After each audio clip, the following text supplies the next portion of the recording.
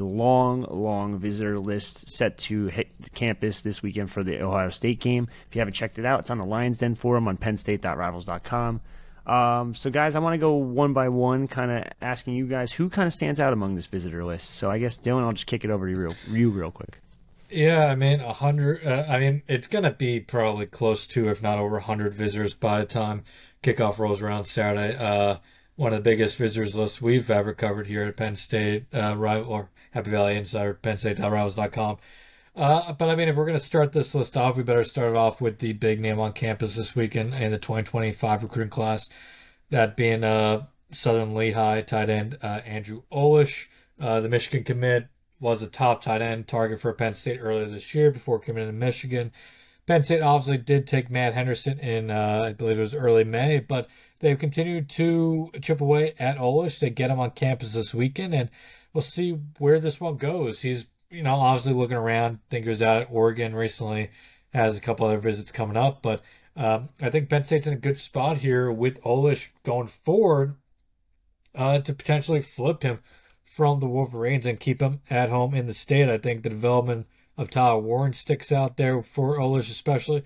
And if they can get a win over Ohio State this weekend, I think that would be big for them. Just kind of, not just with Oish, but for everybody, kind of say like, hey, we can't get over, we are over this hump. We can win this game. We can win these big games. And, if Penn State wins this weekend, they have a good chance of going 12-0, going to the Big Ten championship game, and they'll be in the college football playoffs, so top seed, one of the top seeds as well, win or lose. But yeah, I think Oish is always the big one here to start off with, and I think depending on how this weekend goes, could be one that sees some movement sooner than later. Don't have any sort of exact timeline there, but overall, I mean, time is running out. There's only 6 weeks until early signing day. Yeah, it's coming up fast. Marty, for you, is there anyone really that stands out to you? I know there's not many other 2025 guys, so I'd probably have to be a future guy. Yeah, I'll go to 2026, and I'll go with LaSalle athlete Joey O'Brien. I mean, athlete labeled as a safety. As we discussed off air, probably could be a heck of a receiver as well. One of the best players in Pennsylvania for the 2026 class. And that 2026 PA class has a chance to be the best one of Pennsylvania in quite a while. Penn State's off to a great start with it. I think that class, projecting if things go well, could be up there on paper at least with that 18 class, with that 22 class is the best class that James Franklin has signed. And getting Joey O'Brien on board would be a big step there. And, I think what's important here with O'Brien is for a lot of the recruitment, I mean, shocker, I know the kid, his last name is O'Brien and goes to Catholic high school, seemed to be a Notre Dame lean. But Penn State really seems to be surging in this recruitment. They seem to be seizing momentum. Getting him back on campus on Saturday is not going to hurt, that's for certain. So I think this is a very important recruitment for Penn State in the 2026 cycle. And it's recruitment where right now they seem to have the momentum. They seem to be surging. And I'm sure that's only going to continue through his visit on Saturday. Anthony, what about you? Yeah, sticking with the safety trend here, I'm going to go with Fort Cherry native Matt Sig, safety/athlete. Another in-state kid, another one that Penn State has been on for a long time. He's put up massive numbers for Fort Cherry. I think this is going to be his second of potentially 3 consecutive Penn State games because he was at Wisconsin last weekend, and I think he might be at the whiteout as well. So that'll be 3 in a row for him. So if you're Penn State, you're feeling really good about where you sit with Matt Sig, and he's a heck of a player. Yeah, I mean, O'Brien and Sig, I think both guys that I'm confident saying that guys we can maybe soon be future casts in the Penn State too, just with the momentum Penn State has on both, especially Sig. He seems like a guy that we probably could have future casted a while ago. I'd be shocked if they lost that recruitment. And O'Brien, like Marty said, a lot of momentum there. Yeah, I keep looking at this offensive line class that's coming in, and I know Tyler Merrill's the main name. Do we feel like he's any closer to a future cast? Because I feel like he's been to campus quite a few times. I think he's actually coming back for the whiteout as well, if I recall. Yeah, I mean, he's been on campus a ton. But for not a long time, but for recent months, a lot of the talk has been Michigan and Notre Dame in this recruitment and not necessarily Penn State. I think Penn State's going to work hard and getting that momentum back. And we saw how fast the Joey O'Brien recruitment flipped. Penn State, if they're going to do that, is going to have to work hard on Maryland. He is going to be on campus for both games as well, which is big for them.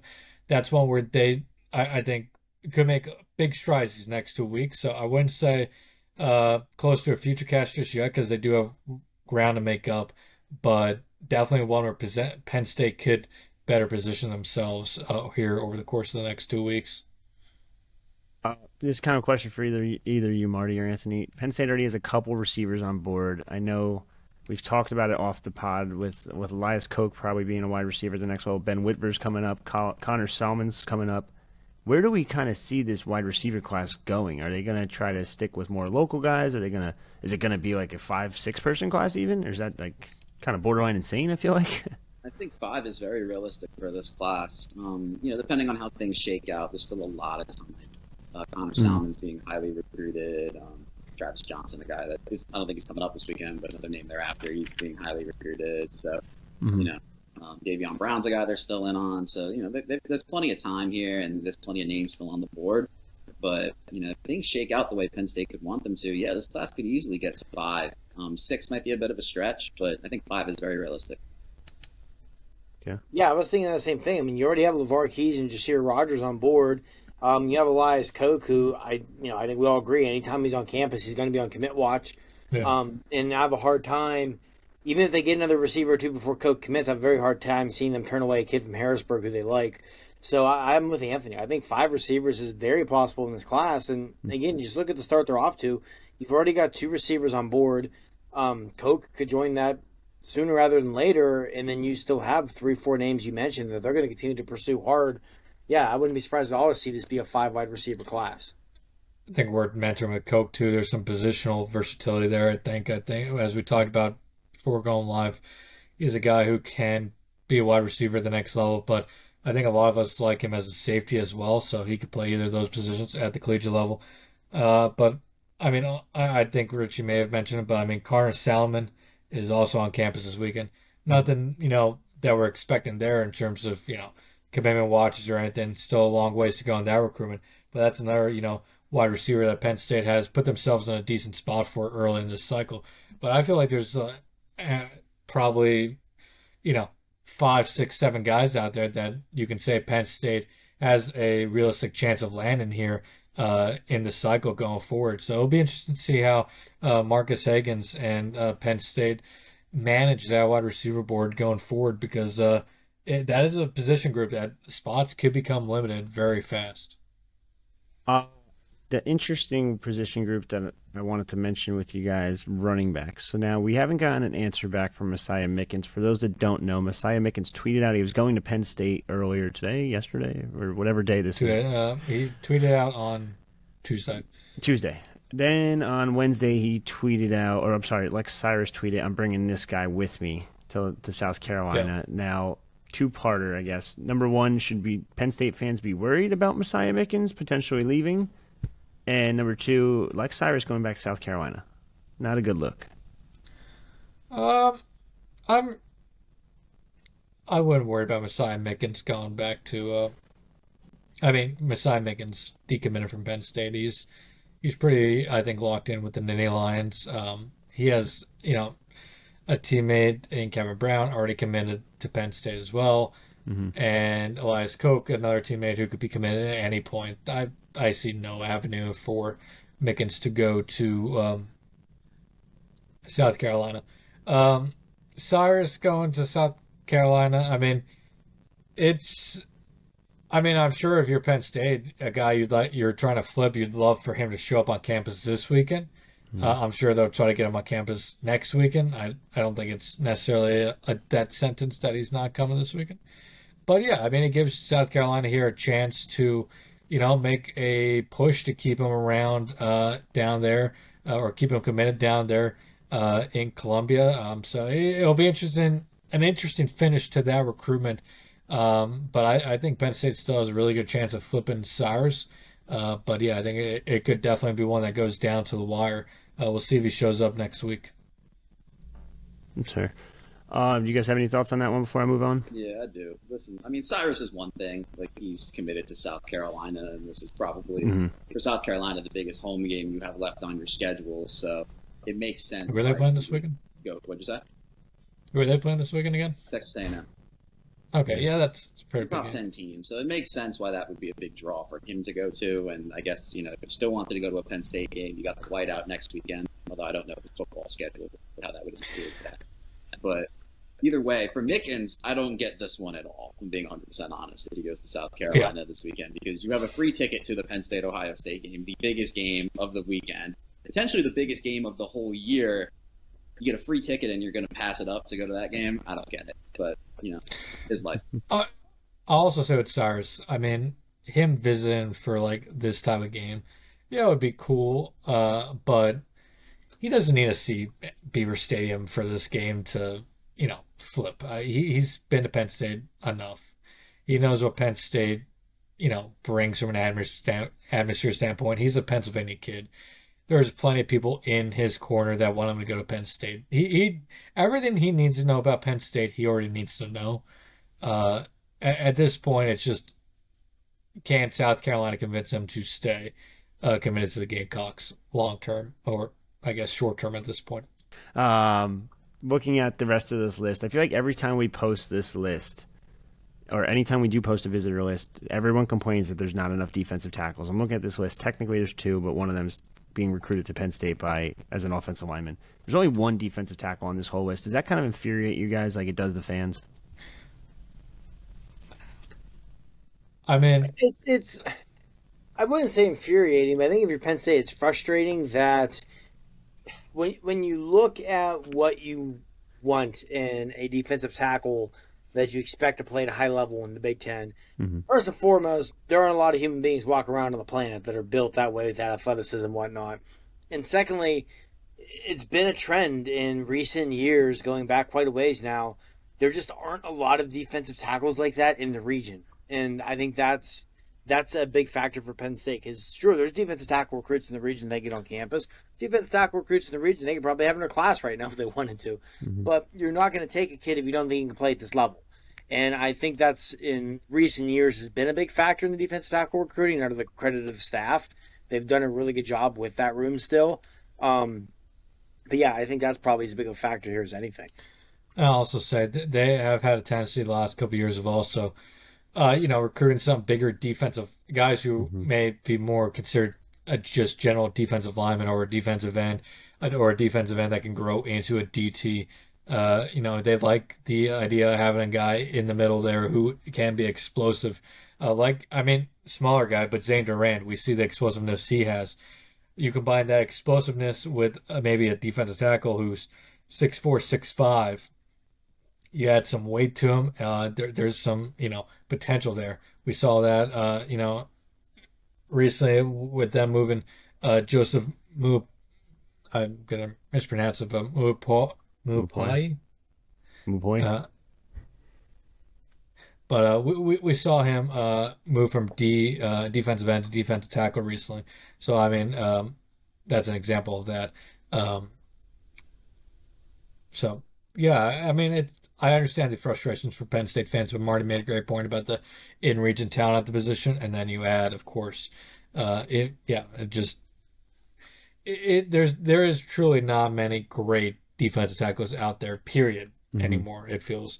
But Cam Breckle, the lone defensive tackle that's going to be on campus this weekend, has a chance to become a big name next year, I think, in his senior season, and is definitely a name to watch. Do you guys see a commitment this weekend? And if so, do you see a name on there that you would predict walking away as a commit? I mean, I was kind of already hinted at it, but I mean, with Elias Koch, he never. Yeah. I think anytime he's on campus, he'll put him on commit watch. And one guy we haven't mentioned yet, but we probably should have when we're talking about linemen, is Tavian Branch, who, in-state kid who just continues to pop up on campus. Believe, I could be wrong, but I think he's one of the guys who also is already confirmed he'll be at the whiteout as well. So, I mean, I think Tavion Branch is in a similar boat to Elias Koch, where anytime you get the kid on campus, you're going to put him on commit watch. So, I mean, if I should say if I was a betting man, because as Anthony and Dylan know very well I am. But if I was going to place a bet on a commitment this weekend, if there's going to be one, I would bet on it being one of those two. Yeah. Yeah, go ahead, Anthony. Yeah, all I was going to say was, even if there's not an immediate commitment coming out of this weekend, there are a lot of guys visiting this weekend that I could very easily see in Penn State's class somewhere down the road. And that's what a lot of these game day visits do. Everyone loves the insta commit, the rush, playing NCAA football and you get that insta commit pop up. It's fun. Everyone loves getting that in real life. But ultimately, these game day visits are mostly setting up for down the road when these guys are trying to make their commitments. They call back to those game day experiences, and Penn State does that as well as any school in the country. So yeah, and I don't know if you were going to bring this up. They covered that question, but I don't know if you were going to bring this up, Richie. But I'll bring it up. This visitors list is also not shockingly full of a lot of good Ohio kids. This is a big chance for Penn State to make a strong impression on those Ohio kids, not just with the atmosphere, but with a win over Ohio State. That could sway some of these recruitments. I mean, you look at the talents that are going to be on campus. Sean Alston, one of the top running backs. Favorite Aki. He's also a top running back out of Ohio. He'll be on campus. Adam Guthrie is an offensive lineman to know out of Ohio. And then, of course, you got guys like Jacob Weatherspoon and Caden Gebhard. Weatherspoon, one of the top cornerbacks in the country. Going to be hard to, get him away from Ohio State, but a win on Saturday, who knows what that could do in that type of recruitment. And Caden Gebhard's a really good safety to know in this class. Penn State is in a good spot for actually a couple safeties, in this class now. But that's another thing to kind of keep in mind with this group this weekend and these Ohio kids is a chance to make a really strong impression on those guys specifically. Yeah, no, for sure. I don't really have anything else. I think we touched on just about everything. You guys have anything else before we kind of make it a little bit of a shorter episode, I guess? Now, the only other thing I would say is just build off what Anthony said earlier. You're going to get a lot of kids. You're not going to get that instant gratification coming out of this game. Well, when they do decide, look how many times you look back on kids' recruitments. Were they at the Lash Bash? Were they at the spring game? Were they at the Whiteout? Were they at the Ohio State game? These are usually the boxes that you wind up seeing checked on all of these players who eventually commit to Penn State. So I think this is definitely going to lay the groundwork for multiple commitments down the road. Even if, by the down the road, we're talking 6, 7, 8 months plus down the road, this is going to help lay the groundwork for them. Yeah, for sure. Great point. I got nothing else. I mean, I think we touched on everybody that I thought. The only other guy I think the other two guys I'd quickly mention are offensive lineman Carter Scruggs, one of Penn State's top offensive line targets, will be back on campus this weekend. That's a big chance for them to make a strong impression there again. There's been a couple other programs that have emerged in that recruitment. And then defensive end Deke Collier out of New McGrady in Philadelphia is definitely somebody to watch closely the next few times he gets on campus. Penn State continues to progress well there in that recruitment as well. Yeah.